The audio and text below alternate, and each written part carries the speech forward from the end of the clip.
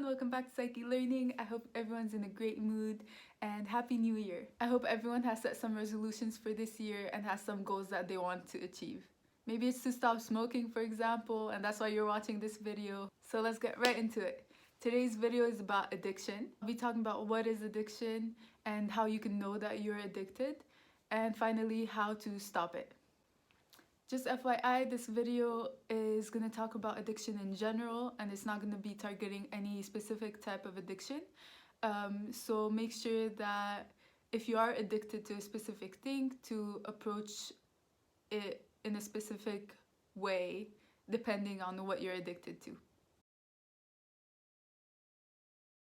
So first off, what is addiction? Well, I think most people know what addiction is, but just to clarify the term, a person who's addicted engages in a substance or a behavior that creates an effect that makes them need to repeat the activity no matter the consequences and whether it's harmful for their body and mind. So a person can be addicted to alcohol, they can be addicted to nicotine or hard drugs such as coke and meth, but they can also be addicted to behaviors such as gambling and shopping, for example. And usually people that adopt an addictive behavior don't really notice that they're causing harm to themselves and to others. And this addictive behavior can lead them to really compromise their personal and social life. Also, people that suffer from severe addiction can have a feeling of shame and guilt, and this can lead to a very low self-esteem. So addiction targets the executive functions of the brain, which basically reside in the prefrontal cortex. Dopamine is a neurotransmitter in our brain that makes us feel happy, so whenever we're happy, dopamine is released. And basically what happens with drugs or any kind of addictive substance or behavior is that a lot of this dopamine is released. And since so much dopamine is released, the brain doesn't have time to absorb all of that dopamine, and it makes the super exciting and pleasurable experience last a super long time. And for someone to be clinically diagnosed with addiction, they have to have at least 2 of these symptoms. So the first symptom includes to use this substance in a large amount and in a longer period of time that was intended. The symptom is that someone would want to cut it out or just to stop it, but they are unable to do so. Another one is that recovering from this substance also takes a very long time because they built such a large tolerance level. The next one is to have a very strong desire or need to engage in the substance or in the activity or behavior.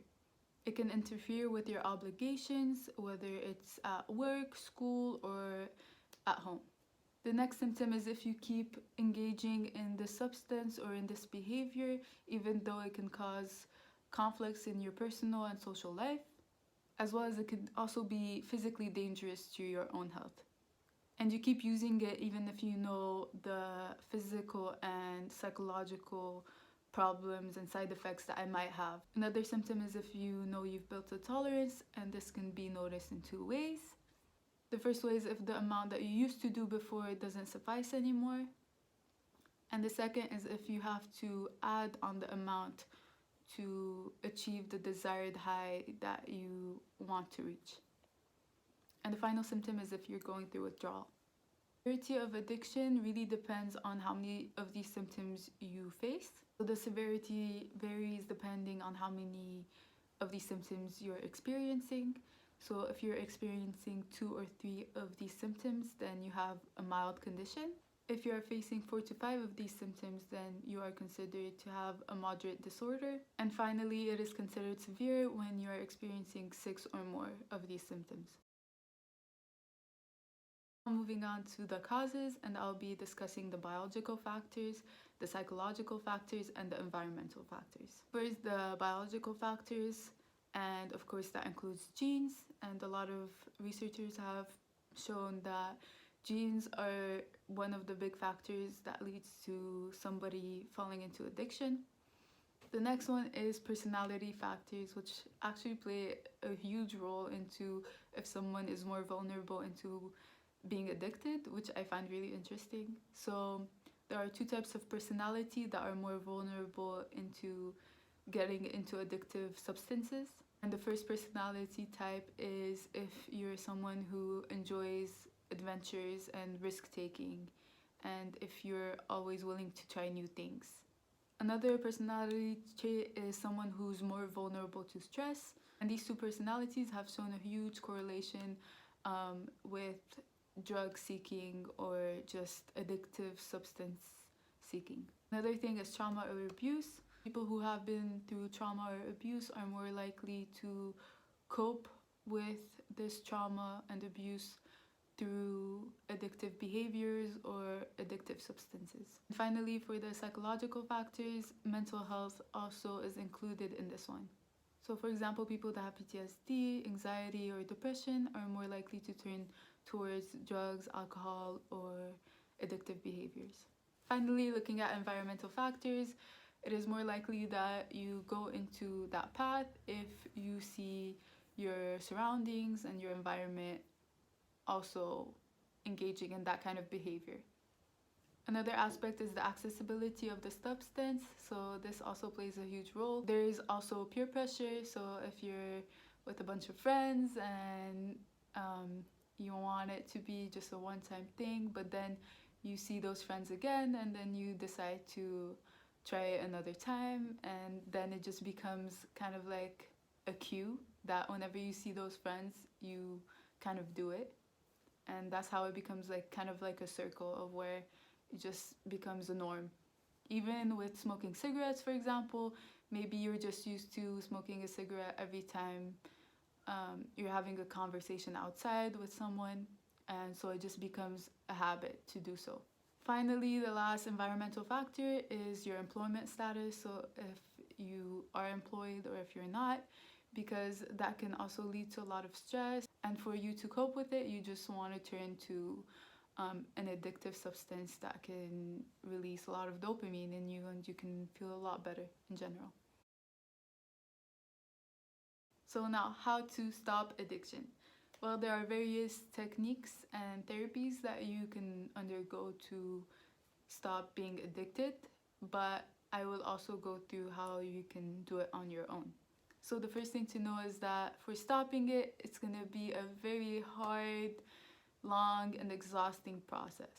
Since it is really, really hard, people usually seek professional help that will actually help them and guide them to a non-addictive lifestyle. Because doing it on your own can be a lot harder than having other people support you and help you through it. Another reason it's so hard is because withdrawal is a very hard, painful process to go through. Withdrawal can cause you to feel very unwell physically, shaking and having nausea. It can even lead to some mental health problems such as depression and anxiety or having panic attacks. Of course, withdrawals really depends on what you're addicted to, so this will vary depending on what substance or behavior you're addicted to. And when you're trying to quit, this can be very hard because you can be on your nerves at times, and this can cause a lot of conflicts with your environment and with your social and personal life. So you'll probably be moody and aggressive and maybe even violent. Make sure that you're not a harm to yourself or to the people around you. So people that are addicted usually go through therapies, and the first one includes CBT, which is cognitive behavioral therapy. CBT basically focuses on not engaging in destructive thoughts and behaviors. So a CBT therapist would try to look at what triggers the individual in consuming those substances or engaging in that behavior, and they'll try to manage those triggers so that they don't fall into that cycle again. Another way to combat addiction is through motivational interviewing. And this is done by structuring a conversation with the individual that suffers from addiction and basically seeing what can motivate them to actually stop this very harmful and destructive behavior.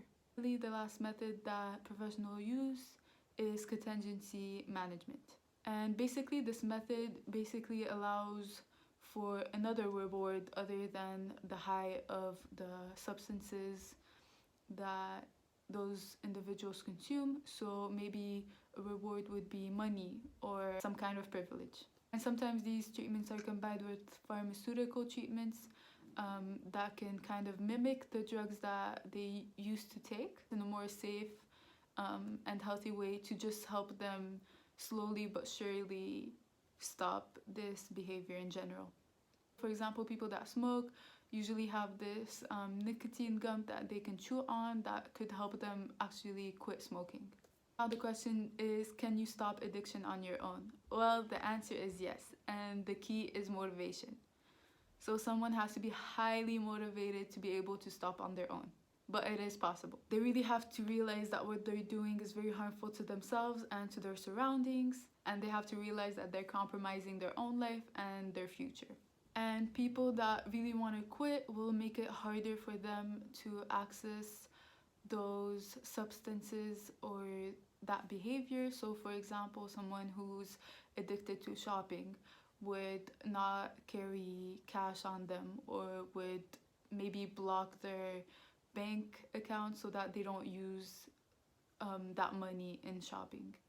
Or people that smoke cigarettes, for example, would just stop buying cigarettes, or tell a friend that if you see me with a cigarette, just throw it away, don't let me have it. So that concludes our video for today.